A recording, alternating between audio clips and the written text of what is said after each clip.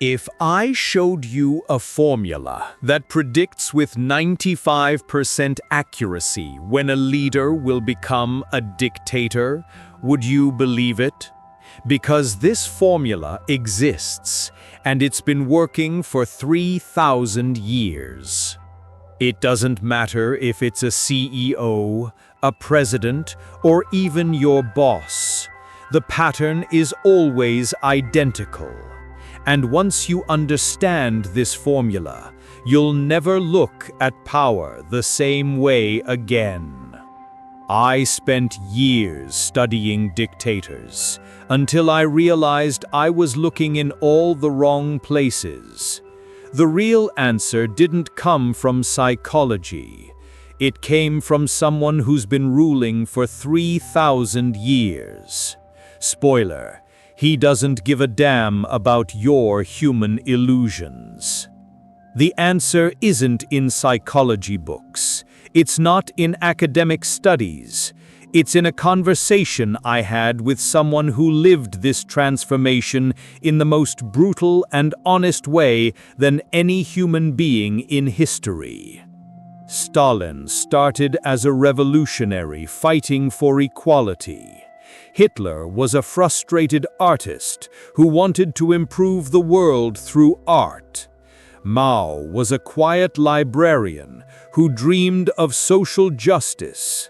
They all started as cute little heroes with dreams of saving the world. How adorable. None of them woke up one day thinking, "I'm going to become a monster."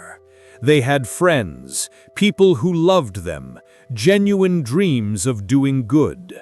They saw themselves as heroes of their own stories. What did all these men have in common? It wasn't a thirst for power. It wasn't inherent evil. It was something much more dangerous, something you probably recognize in yourself.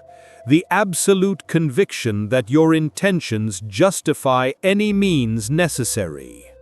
And here's what's going to scare you. Jeff Bezos, Elon Musk, Mark Zuckerberg, they all follow exactly the same pattern, the same psychological progression, the same self-destructive path.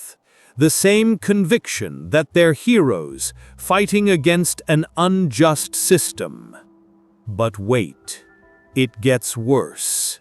Because it wasn't modern psychologists that discovered this pattern. It was discovered by someone who lived this pattern firsthand. Someone who had absolute power over everything that existed, and who documented every step of his own corruption. I'm talking about the first dictator in history, the first being who had total power over life and death, creation and destruction. The first to discover that absolute power doesn't just corrupt, it devours. This pattern was first mapped 3,000 years ago by someone who had absolute power over the universe, and who, unlike modern leaders, was brutally honest about what power did to him. I'm talking about Zeus, the king of the gods, the first cosmic dictator in history. Here's what mythology books don't tell you about Zeus. He wasn't born evil. Actually, he was the hero of the story, the savior, the liberator. Zeus grew up watching the greatest horror reality show in history, his own father devouring children at dinner. And you think you have childhood trauma? Zeus saw siblings being tortured, saw an empire built on terror and paranoia. He genuinely wanted something better. Zeus overthrew his father in a war that lasted decades. Zeus freed his brothers from Kronos' entrails. Zeus reorganized the cosmos, created laws, established order where there had only been chaos and cruelty. Zeus was the young revolutionary fighting against established tyranny. Sound familiar? Every revolutionary who became a dictator has exactly this origin. Gandhi fought against imperialism. Mandela fought against apartheid. Castro fought against Batista. They all started as genuine heroes. But then Zeus got power, and this is where the story gets interesting. Because Zeus was the first leader in history to document, without filters, what happens when you obtain absolute power. And when I asked Zeus about the corruption patterns of modern leaders, he did something unexpected. He laughed. Not an amused laugh, a bitter, cynical laugh. The laugh of someone who recognizes a pattern they know very well. The laugh of someone who's seen this play performed thousands of times, with different costumes, but always the same script. Zeus looked at me with eyes that have witnessed the birth and death of entire civilizations. Eyes that have seen empires rise with noble ideals and collapse under the weight of their own corruption. Mortals, Zeus said, his voice carrying the weight of 3 millennia of experience. You think you invented corruption? How adorable! You think you're the first to discover how to rationalize evil in the name of the greater good? Stalin, Hitler, your billionaire CEOs, your megalomaniac influencers, your pastors who build empires, they're all pathetic versions of something I perfected millennia ago. The difference is they lie to themselves until the end. I, at least, had the decency to own what I became. And then he made me an offer I couldn't refuse. Want to understand real power? Zeus asked, with that smile that has destroyed civilizations. Then I'll show you how to transform a hero into a monster, step by step. First, you need to understand, every dictator starts as a savior, including me. Zeus gestured, and suddenly we were on Olympus, right after his victory against Kronos. Look at this young Zeus, he said, pointing to his past self, full of ideals, full of justice, exactly like your Stalin, your Hitler, your Mao. They all started wanting to save the world. I saw young Zeus, and it's impressive. He really looked like a hero, determined, just, protective of his brothers. But here's the first fatal mistake all leaders make. Current Zeus continued, his voice carrying the bitter wisdom of someone who's made every possible mistake. They believe they're special, that they're different, that power won't corrupt them because their intentions are pure. They look at past dictators and think, but they were evil from the beginning. I'm different. I really want to help people. It's exactly what all cult leaders think, all CEOs who exploit employees, all politicians who break promises. Young Zeus was doing exactly that, convincing himself he was different from his father, that he'd never become a tyrant because his motivations were noble, that power in his hands would be different because he was a good person. Pathetic, don't you think? Zeus murmured, observing his younger self with a mixture of nostalgia and contempt. Jeff Bezos does exactly the same thing when he says he'll democratize commerce while destroying small businesses.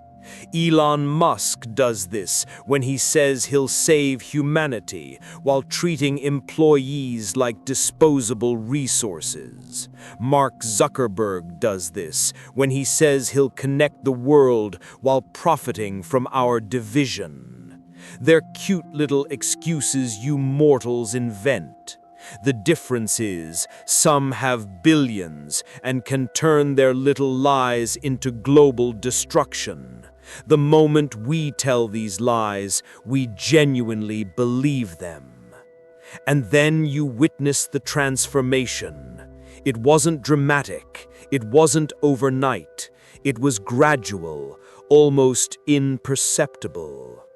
"Watch the second mistake," Zeus commented, as we see his younger self making the first authoritarian decision.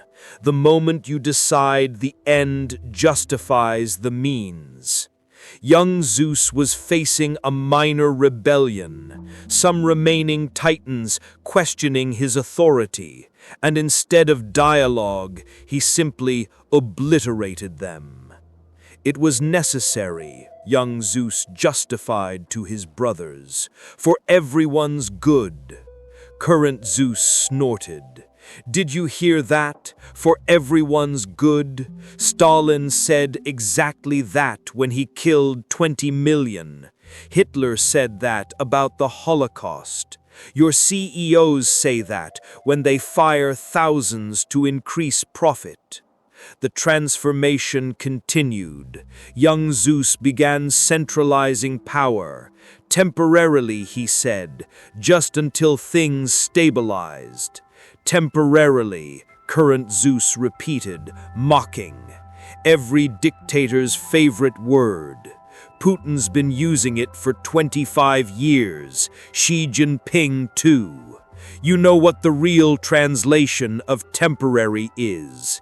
It's until I like power too much to give it back. And then you see the exact moment of total corruption. Young Zeus alone on the throne, looking down at his subjects.